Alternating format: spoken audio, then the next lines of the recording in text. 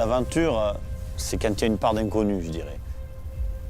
On a une idée d'où on va aller sur une trace GPS, mais on ne sait jamais ce qui va se passer.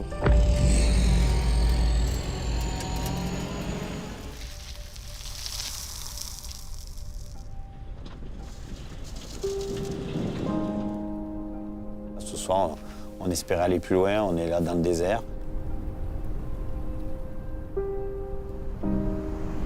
Dans la vie d'aujourd'hui, avoir ces moments un peu d'incertitude, c'est important.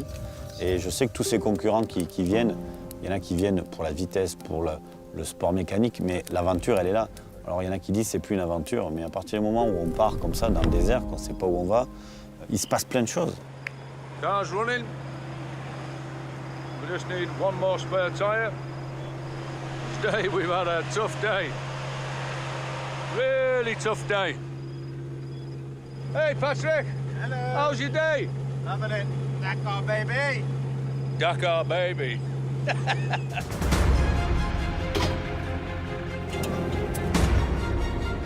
Nous, on part pour 3 semaines pour faire les 12 jours de course. Elles sont très lourdes, donc on roule doucement. Il nous faut 2 jours pour faire une étape. Et donc on est en autonomie complète. And at some point he lost the steering. No more steering in the car. This is what I had in the middle of the desert in nowhere. So how we are gonna drive is the screwdrivers goes here and we can drive.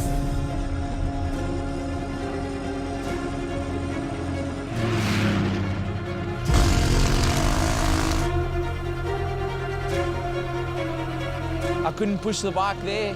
I had to wait for about an hour before another competitor came along and helped me pull the bike to the finish line.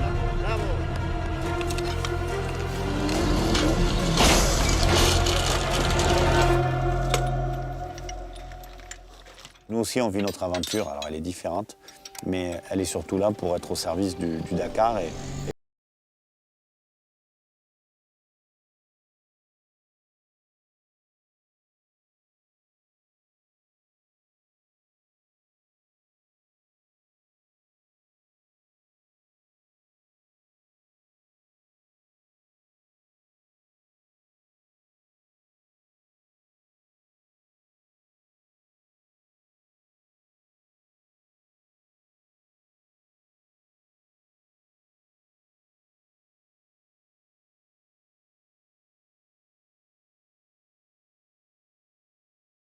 C'est vrai qu'on fait beaucoup de demi-tours. Il y en a qui sont surpris quand on trace le roadbook.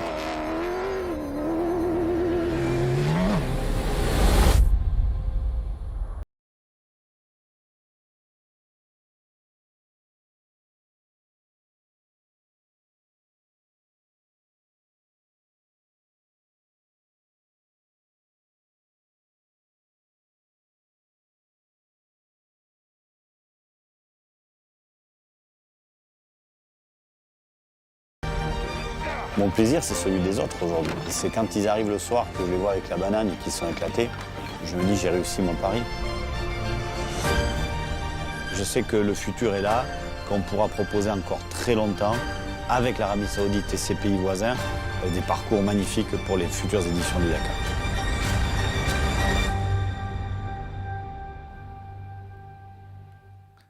As you might have seen, we sometimes struggled quite a bit to design this beautiful course. Hello and welcome to the presentation of the 2021 Dakar for the second edition in Saudi Arabia. Recce's are over, the course is ready, but before talking about the stages and presenting the competitors, let me hand over to the CEO of ASO, Yann Lemoynaire. Congratulations, David, to you and all the team. It looks like it was quite a challenge to make the recce this year, and we look forward to be there. When we touched down on Saudi Arabian soil last year, we couldn't have imagined how much we would fall in love with the beautiful landscape, how thrilling the race would be, and how much of a success the event would prove to become. We owe much of the successes of the Dakar to our host, and I would like to warmly thank His Royal Highness Prince Abdulaziz Ben Turki Al Faisal, Minister of Sports, as well as His Royal Highness Prince Khalid Ben Sultan Al Faisal, President of the Saudi Automobile and Motorcycle Federation. Their welcome and unconditional support was precious for last year's success and even more important this year to face the unprecedented worldwide COVID crisis, to provide strong solutions for the Dakar Rally to take place. Let's hope that sanitary bubbles and COVID protocol will soon be history so that the Dakar fan could get again closer to the events. Now that unlimited roads and beautiful terrains are secure for the years to come, it is now time to open a new chapter and to share our vision for the future of the Dakar. This new chapter will be one of the new energy. We will move forward together with Dakar top teams for the development and promotion of the alternative energy, from hybrid to hydrogen, in the very near future. David will give you very soon some more details. And the whole project will be presented to you during the rally in the iconic place of Neom. Thinking about the future of the rally, we will, under the leadership and guidance of David, give top priority to security. Perpetual evolution is needed, with specific, of course, concern on the motorbikes category. Here again, we took very strong measures, and David will unveil what are those new features in just a moment. We will be together with David in the next few weeks in Hale for the Bara World Cup to support the Saudi Automotive and Motor Federation, and of course in Jeddah in a month from now, and I'm really looking forward to meet you there all together. And now I invite you to listen to the message from His Royal Highness Prince Abdulaziz bin Turki Al Faisal, Minister of Sports. Assalamu alaikum. Greetings from Saudi Arabia, the land of warm hospitality, renowned generosity, and unlimited possibilities. Together with you, we made history a year ago when we brought Dakar to Saudi Arabia and Asia for the first time. Thanks to the unprecedented support from the custodian of the two holy mosques, King Salman bin Abdulaziz Al Saud, and His Royal Highness, Crown Prince Mohammed bin Salman bin Abdulaziz Al Saud. The nation's endeavor in achieving its goals continue with the support of the man behind the vision, His Royal Highness Prince Mohammed bin Salman bin Abdulaziz, who made the dream of Saudi Arabia hosting major international events such as Dakar Rally a reality. This limitless support fills us with hope as we continue to look forward towards a bright future built by the Vision 2030. Dakar's debut adventure in the Kingdom's desert allowed Saudi to shine and offer a journey through unspoiled natural scenery, majestic uncharted deserts, and historic landmarks in a racing experience like no other. The next edition will be equally challenging, equally unique, equally beautiful, and equally as memorable. Welcome back to Dakar, Saudi Arabia.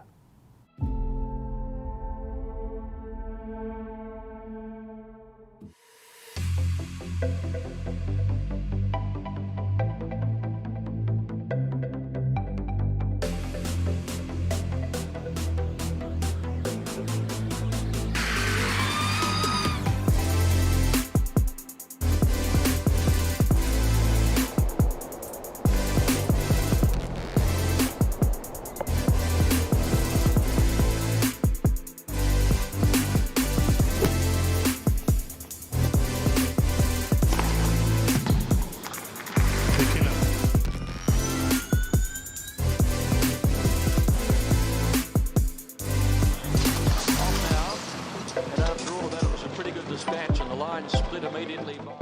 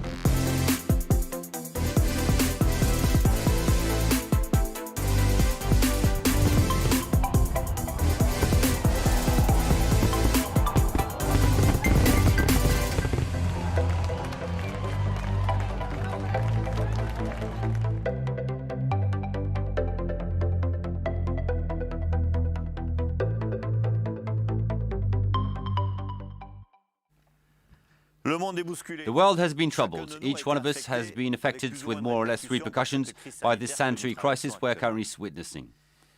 Despite all this, many of you have registered for this Dakar. Close to 330 competitors will take off on the 3rd of January, and we'll talk about that later. First of all, I'd like to have a thought for all those who, despite their efforts and their desire, will not be able to start this edition. One often says that being at the start is already a victory, and that feeling will concern many of you on the morning of the 3rd of January for stage 1. That faith and confidence that you have for us is what pushed us when we designed the course. In the same way, the respect of our values helped us to build this 2021 Dakar, and that's why today, the novelties that we introduced are focused on security, navigation, and sports. And we'll talk about that later too. I'd like to thank all those concerned in Saudi Arabia who worked with determination to organize this 2021 Dakar. Ladies and gentlemen, it's now time to discover the course of the 43rd edition of the Dakar.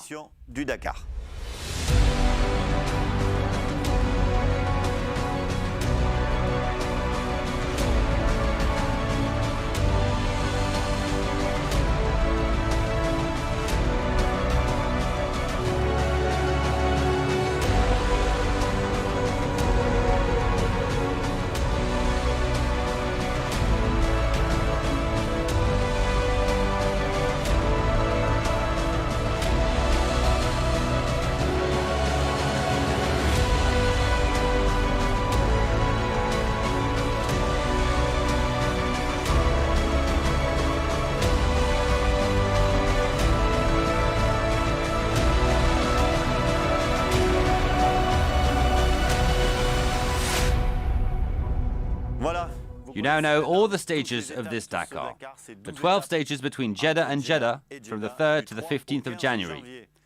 But before the 3rd, we'll get together on the 1st, 2nd and 3rd of December at the Marseille harbour to load all the vehicles that will go by boat to Jeddah. In Jeddah, the vehicles will be collected at the harbour on the 30th and 31st of December. Then, on the 1st and 2nd of January, there'll be administrative and technical scrutineering. Then, before the famous start podium, we'll have a novelty this year, a prologue of around 10 kilometers on hard and open soil. It'll allow you to determine the start positions for stage 1, so that everyone has a position and has a clean race without too much dust for stage 1. Let us start. 3rd of January, stage number 1. We'll take off from Jeddah to go to the city of Bisha. A short special, I'd say, to start with, 277 kilometers, with a fairly open and fast first part. You'll have to be careful in the middle, with far more rocks and stones, so be careful with punctures. Don't go too fast on that first special. Then stage 2. We'll really enter into the thick of things, with straight after the start, a long dune portion to go through. Around 30 to 40 kilometers, and then faster parts, but a lot of navigation. And you'll discover what navigation is like in Saudi Arabia, with a lot of different tracks that aren't always mentioned on the road book. You have to be very careful with directions. Talking about navigation, you know that since last year we decided to give road books only in the morning. That'll occur on all the stages of this Dakar, with for all the bikers the paper road book. For the cars, trucks and lightweight vehicles in the elite list, it'll be the same, but with a digital tablet that appears for the first time on the Dakar. And as of 2022, it'll concern all the vehicles of the Dakar. Let's carry on with stage 3, a loop around Wadi ad Dawasir, first loop of this rally. Once again, a fast special over 403 kilometers, with as soon as the starts, little dune portions to cross. Not long, but there are several every 10 kilometers. That'll be the difficulty of the stage. Then large valleys, fairly fast, and a final part where one will have to be focused on the road book with far more rocky and technical parts. Stage 4 is a transition stage, let's say, that will allow us to reach the capital Riyadh. A real nice special, one of the nicest in terms of pleasure, technical, a lot of piloting over 337 kilometers to reach the capital where everything really started, where all our preparation meetings take place, especially the security meetings. And when we mention safety, you know, it's one of the priorities of ASO, and we worked on the safety aspect a lot. The safety of bikers, of course, with this year a mandatory airbag, inspired by what is done in MotoGP. We worked with the International Bike Federation, with the industry, with doctors, to develop this product. So it appears on the Dakar this year and will be mandatory for all the bikers. Talking about safety, we also developed a sound alarm on the GPS systems. When the riders reach a danger 2 and 3 zone, they'll be alerted by a beep beep on their GPS. Third point, the work we've done on the course to reduce global speed of the vehicles all along the rally. We worked on the course during recce's, but we'll also push the bikers to ride slower by limiting the number of tires. The elite riders will only have 6 tires throughout the rally. They'll have less time to work on their bikes as well. For instance, they can't touch their bikes at refueling. There'll only be a moment to rest, to drink and eat. And we'll also limit the number of piston changes. Let's continue, because we still have 2 stages before reaching the rest day. Stages 5 and 6 are 2 tough ones of week 1. Stage 5, 419 kilometers of special, and it'll seem very long. We won't go very fast on large rocky parts mixed with dunes. It won't be an easy special, and it'll seem very long for everyone. Stage 6, Buraida to Hail. It's a 100% sand stage. No earth, no stones, only sand from start to finish. It's long, competitors will surely finish late, with dune parts of course, but also a lot of sandy paths.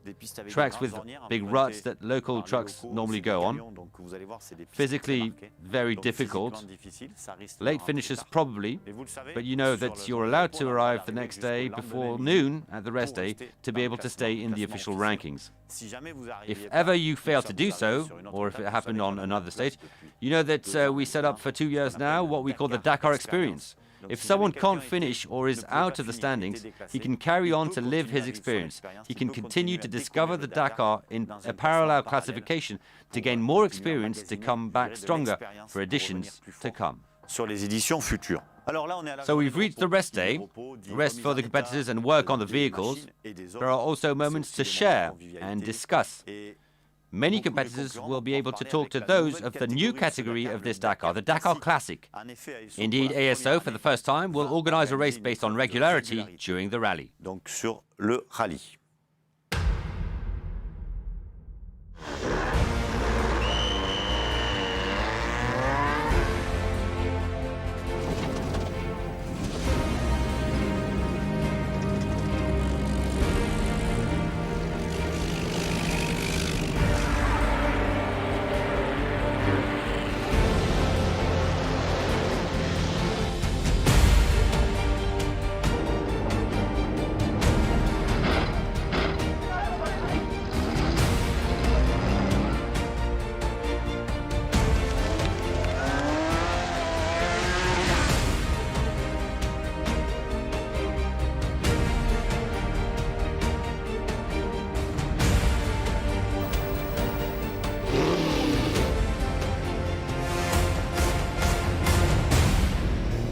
More difficult than I expected, to tell the truth, but I'm very happy to be here. You know, I don't fight for the position. I just want to fight with myself and with nature and to be at the end. You might have understood it concerns all vehicles from before 2000 who did the Dakar and will be able to take part in this new Dakar Classic event. We'll be able to see the famous Citroën ZX that had allowed Al-Attiyah to win the rally in '94. We'll also see the famous Hiltis of 1980 that also won the car class, or the Porsche from 1984, cars that made us dream in the 80s that will be at the start of this new race. So what is it exactly? It's based on regularity and not purely a stopwatch. They'll have time averages to respect, and that will change based on difficulties on the special. And of course, the specials are different. They're not the same ones as the normal rally. However, we'll be with them every evening at the bivouac. We'll now leave the rest day to start week 2 of the Dakar with stage number 7 that takes us from Hail to Sakaka. It'll be the first part of a marathon stage. In Sakaka, there will be no assistance. Competitors will be autonomous. That special is in 3 parts. First part of around 100 kilometers with a lot of sand and dunes. One will have to be careful with fuel consumption. Then a flat part with rocks and tricky tracks. And then a final part that is a lot faster before reaching Sakaka, where the competitors will be alone and will have to deal with what they have. No assistance. Last year, we were already very clear with all the competitors who hadn't done the entire stage, and again, they won't be allowed to go to that bivouac and won't be able to assist their friends. One really has to be extra careful during these 2 days. Once the Sakaka stage is finished, we'll head to the Red Sea with part 2 of the marathon stage over 375 kilometers.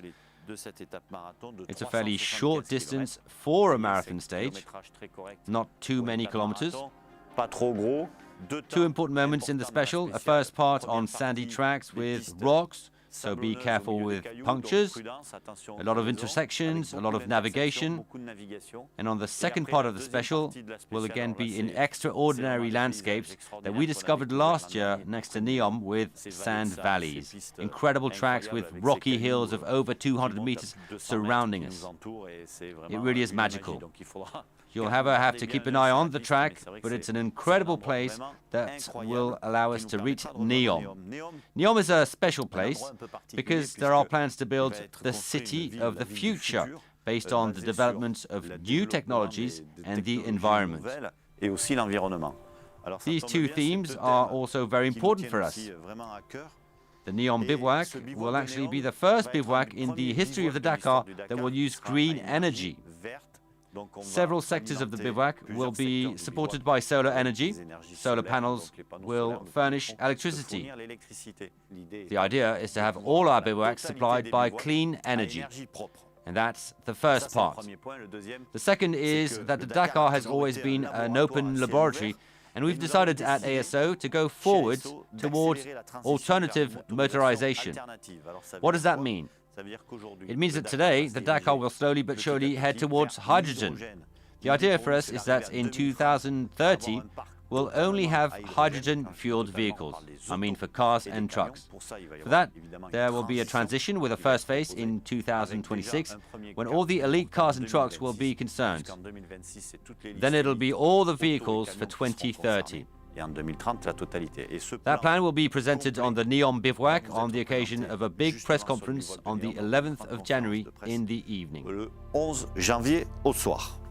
So we're in Neom. Let's continue with stage 9, another loop, the second of this Dakar, the Neom loop. It starts in a beautiful setting by the Red Sea, where for 10 kilometers you'll be along the Red Sea, almost touch it. We'll be right by it. The track is 3 or 4 meters from the sea.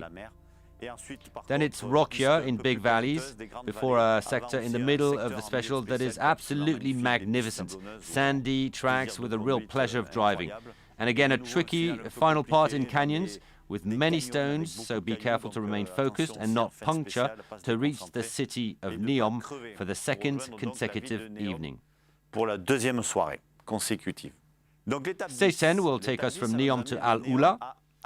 Like for stage 4, it's a transition stage, a shorter stage, 342 kilometers with 3 parts.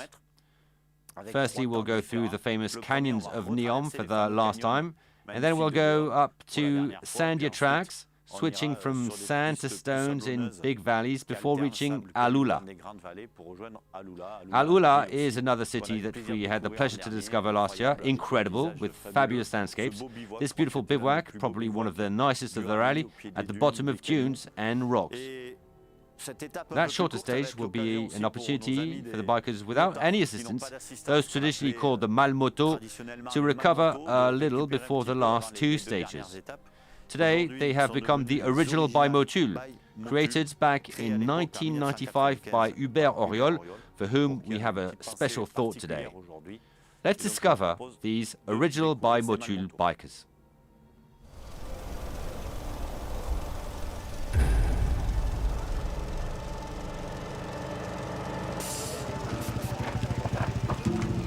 Ça me fait plaisir de voir que mon bébé, les Malmoto, existent toujours, parce qu'on avait fait ça pour aider les motards et pour favoriser la venue des motards sur la course. C'est comme ça qu'on a eu l'idée de leur donner un petit soutien logistique. C'est comme ça qu'on a créé la Malmoto. Estaba gordo. No se puede hacer nada. Ya está. Si no pasa aquí, hubiera pasado en el otro lado. Ya está. O sea, iba a fallar y ya está. Et ça a été repris par Motul. Et franchement, je crois que les motards sont très très contents parce qu'ils en profitent et ça donne surtout la possibilité à plein de gens de participer et de se prouver qu'ils sont capables de faire le Dakar. C'est une aventure fantastique, c'est une aventure humaine, c'est la lutte contre les éléments, c'est une course sportive, humainement c'est quand même fantastique. Et puis c'est vrai que les motards ont donné une dimension à cette course parce que le motard est fragile, le motard est exposé et le motard il doit se débrouiller tout seul. Donc il est seul à prendre les décisions, il est seul à naviguer, il est seul à réparer sa mécanique. Je voulais aller au bout mais bon, quand ça veut pas, hein. Fait chier.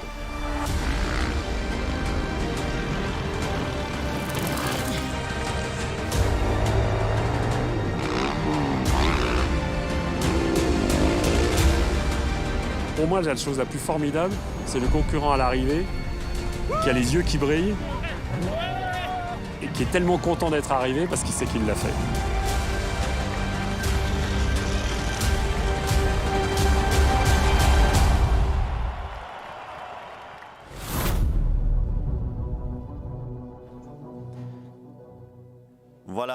We now have two stages left, but not any stages, especially stage 11. That is, for me, the most difficult of this Dakar and the longest special. 511 kilometers to cover, 100 kilometers of dunes. I was lucky enough to do it with the roadbook during recce's, and it took us almost 2 days. So you know what to expect. A really hard special. You'll have to keep some energy for this Al-Ula Yambu stage. Yambu is a new city of the rally, once again by the Red Sea. Then we'll have stage 12, a little easier, of course, and shorter, 225 kilometers of special, with a finish by the Red Sea that might remind some of a famous finish for those who went there in Dakar by the Pink Lake, of course. Then the competitors will cover a liaison all the way to Jeddah and the stadium where the final podium ceremony will take place. To sum things up, 12 stages, 4,800 kilometers of specials for a total of a little over 7,000 kilometers, a marathon stage, a rest day in Hale. Before talking about the impressive field of competitors, let me pass on to another key actor of this Dakar in Saudi Arabia, the chairman of the Saudi Automobile and Motorcycle Federation, Prince Khalid bin Sultan Al-Abdullah Al-Faisal. Ladies and gentlemen, Assalamu alaikum. Not long time ago, we witnessed together the birth of a new adventure and the writing of a new chapter in the history of desert racing. Saudi Arabia and the Dakar Rally combined to bring the both world of motorsport an unprecedented experience full of excitement, natural beauty and extreme challenge. The Dakar Rally's first race in Saudi Arabia showed the world our capacity as an organizer of global sporting events It brought the kingdom to the fore as a regional and international hub for motorsport and set the stage for Chapter 3 of Dakar Adventure.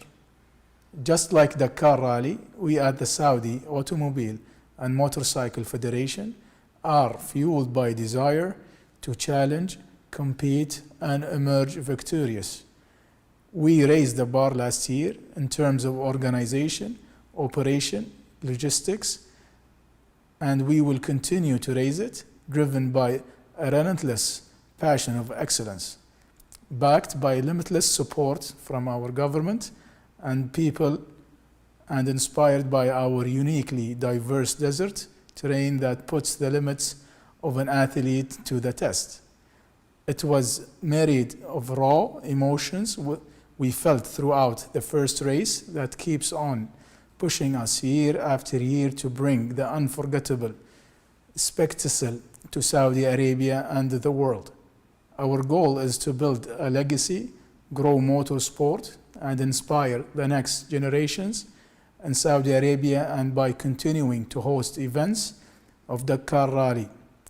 We are on the right track towards achieving the goal. As we enter the last few weeks before the pilots hit the fuel pedals in Jeddah, we are confident of hosting yet another successful and safe event that lives in the memories of fans and drivers for years to come and sets the standards for future editions.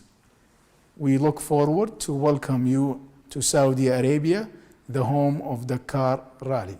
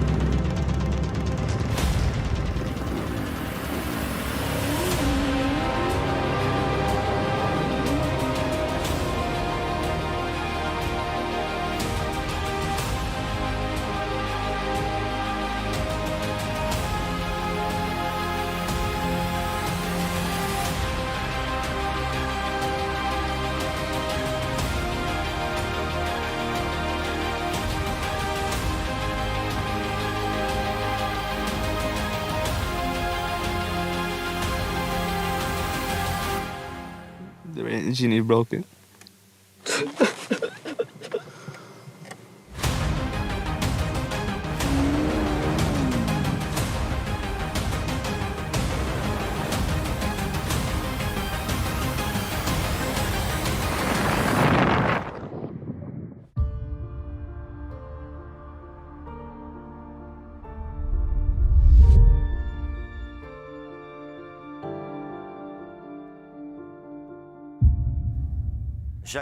Let me now welcome the head of the competitors department, Charles Kuipers, to talk about the impressive field of this Dakar.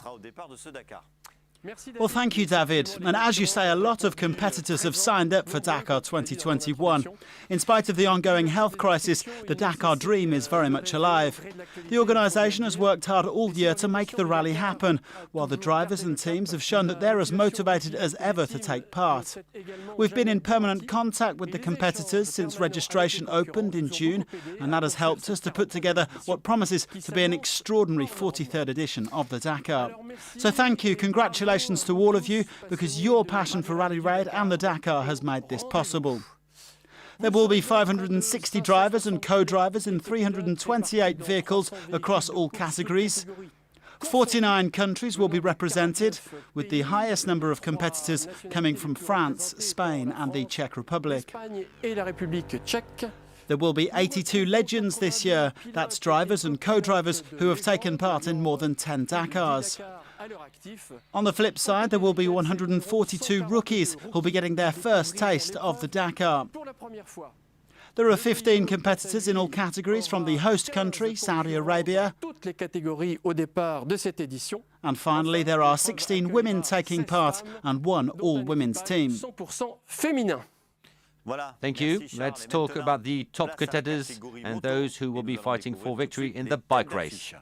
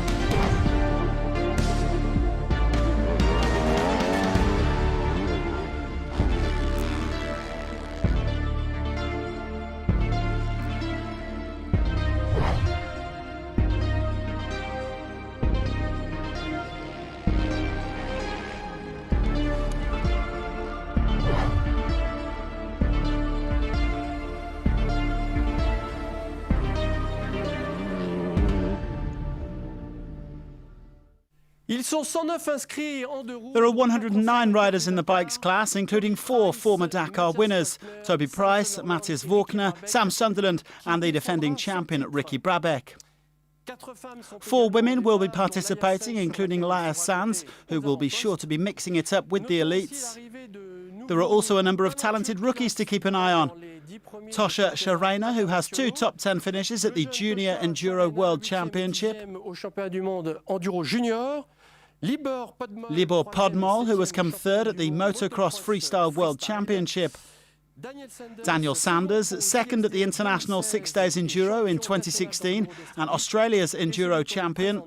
And finally, a man who needs no introduction, David Knight, the 3-time World Enduro champion, who'll be riding for Husqvarna HT Rally Raid. In spite of the lack of racing this year, we will also be welcoming 39 rookies in the bikes. There are 36 bike and quad riders in the original bimoteur class, and they'll be looking to complete the Dakar without assistance. As for the quads, Ignacio Casale will not be defending his title. He'll be taking part in the trucks with Team Bugira. But there are still plenty of contenders, and that includes the 2019 champion Nicolas Cavigliasso. He is back on the Dakar this year and looking to double up. There's also the 2015 winner Rafael Sonic, as well as the experienced trio of Thomas Kubiena, Alexandre Giroux and Manuel Andujar.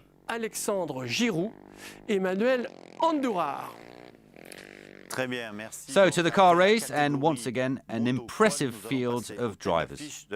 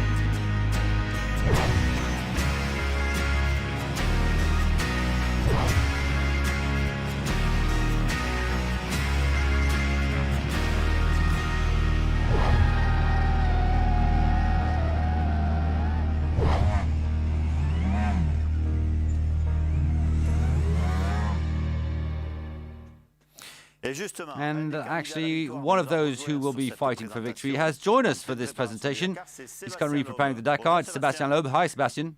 Hello. So talk to us about this return on the Dakar. Why? Were you missing a victory? Well, listen, I've always enjoyed taking part in the Dakar. There is the whole adventure side to the rally, which isn't always easy. Sometimes you get to the end of the race and you say, wow, that was tough. We really struggled. It wasn't much fun. But then when you think about it later, you remember the incredible landscapes and all the fantastic memories. The Dakar takes you to places that you would never go otherwise. And yeah, it's true that I did pretty well the last few times I took part, especially the most recent participation where we didn't win, but overall we were very, very quick. So it's kind of a bit of all that that has made me want to come back. So you'll have a different car compared to what you knew. It's a turbo fuel 4x4. How were the first tests?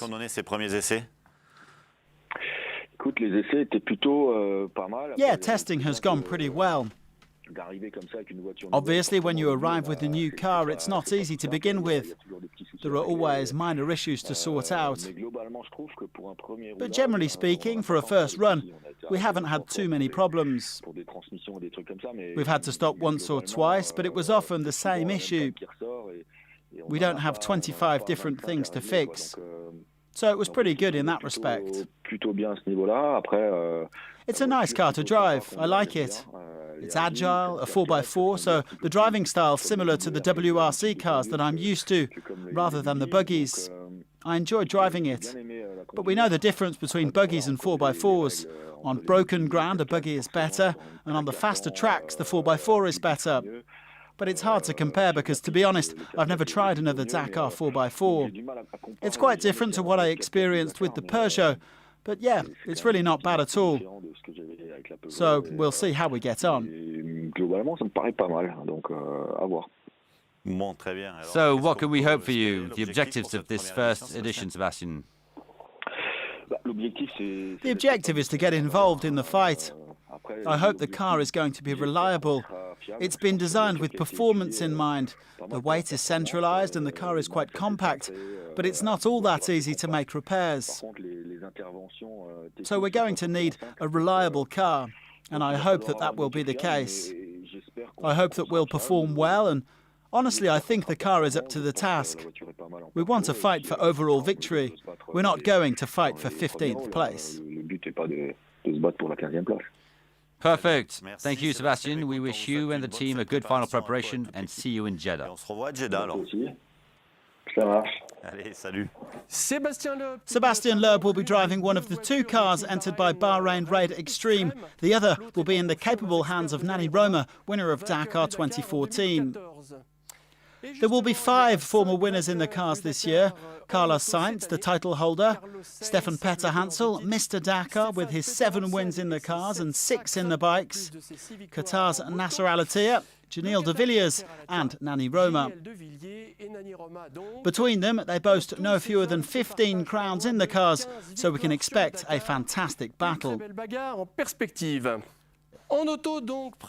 In total, 70 car crews will be setting off from Jeddah, including 31 rookies. And one of the new faces will be Henk Lattegen. He is South Africa's 2-time cross-country champion. He will be driving for Toyota Gazoo Racing, and he could well give his more experienced rivals a run for their money. In the T2 cars class, Toyota Autobody are the team to beat, having won 7 times. They will be entering 2 VDJ 200 Land Cruisers, and their team leader, Akira Miura, is joined by a new driver this year, Ronald Basso. Christian Lavier, winner of the T2 category in the last 2 editions, will be joining the Normandy-based MD Rally Sport. He will be getting behind the wheel of the latest Optimus buggy as he looks to make it a successful rally in the T1 class. Thank you, Charles. Still on 4 wheels, but the little buggies that are more and more present in rallies. We call them the lightweight vehicles, and here are the top contenders.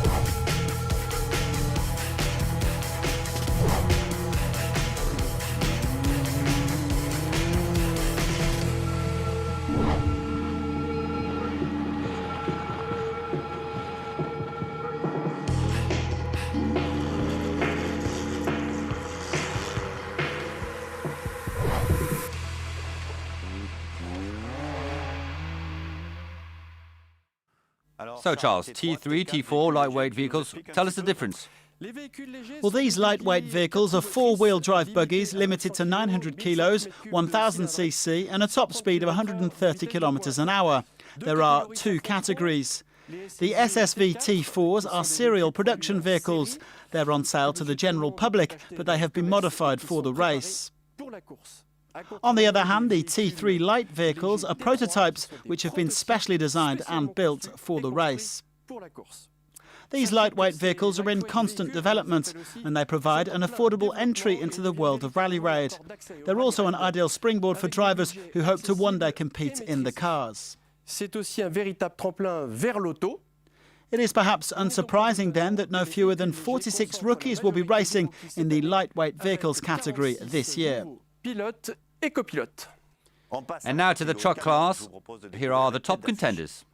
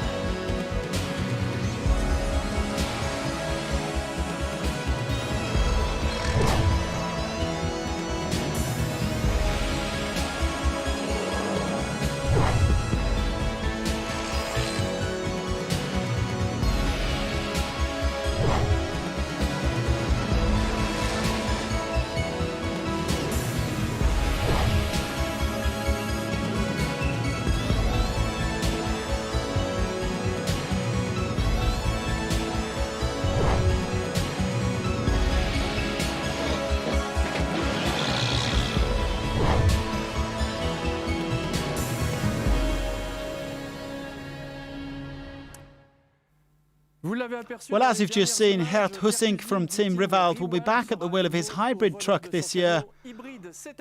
All in all, 42 crews will be lining up in Jeddah. And the first-timers are once again well represented with 7 new drivers in the trucks on this Dakar. The next step will be heading to the port of Marseille in a few days' time. The competitors department and the logistics team will be on hand to organise the loading of your race and assistance vehicles on the 1st, 2nd and 3rd of December. Thank you, Charles. We've reached the end of this presentation. So to be complete, I'd like to thank all the partners of the Dakar, and first of all, Saudi Arabia, our host country, of course, the Saudi Automobile and Motorcycle Federation, that I wish to thank, and of course, our faithful partners on the Dakar, Motul, main partner, who have been with us for 4 years now, BF Goodrich, who have been with us on the 3 continents, or Red Bull, who will celebrate their 20th year on the Dakar. I won't forget all our partners, Aquafina, Honda, Rebellion, Diverse, Vega, and of course the TV broadcasters that show our event. The Dakar is shown in 190 countries by 70 TV channels. To the 12 hours of daily programs sent from the terrain will be added digital content seen by 4 million fans throughout the world on the official accounts of the rally. You now know everything or almost about this Dakar. Competitors, you have a little over a month to finish your preparation. Spectators, in over a month you'll be in front of your screens admiring the spectacular landscapes. I'd therefore like to use a famous sentence of Dakar founder Thierry Sabine to give a thrill to those who go and to make dream those who stay. And the final words of this program is therefore for the adventurers, the heroes of the Dakar.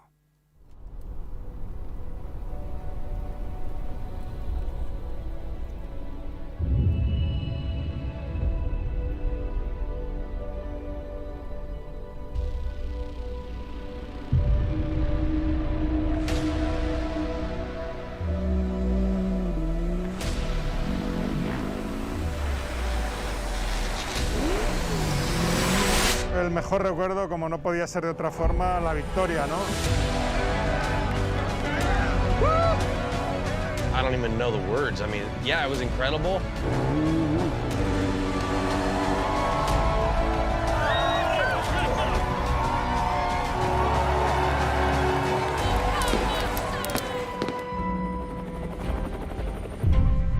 a vu en course, c'était encore plus beau que ce qu'on pouvait imaginer.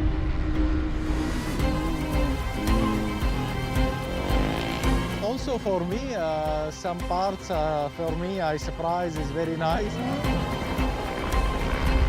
The landscape there is amazing. We went through so many amazing places and it felt like sometimes you were on Mars.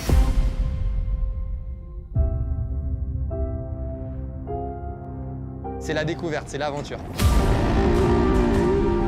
On y va à fond. Une course qui redonnait vraiment une belle part à la navigation. 500 meters, the whole Goshen Tour. Là, on trouve un terrain de jeu vraiment avec du désert ouvert, beaucoup de hors-piste, beaucoup de navigation, un jeu de piste important.